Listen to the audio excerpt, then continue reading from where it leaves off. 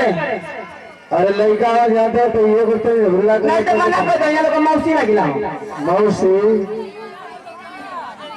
तो जान तो ना लड़का को जान तो क्या करना है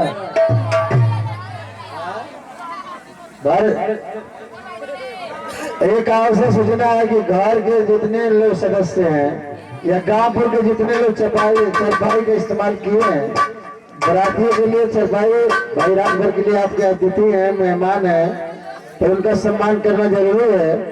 क्यों क्यों अतिथि देवो भव, आपके दरवाजे पर जो लाए उनका सम्मान हर इंसान का यहाँ के जितने लोग हैं करना जरूरी है। कई बार ये बात आ गई कि बरातियों के लिए चरपाई छोड़ दीजिए तो चरपाई को देख लीजिए भैया आप लोग, मान सम्मान कोई बात ना हो। और आइए इस मंच के माध्यम से आइए पेश करते हैं डिस्को डांस।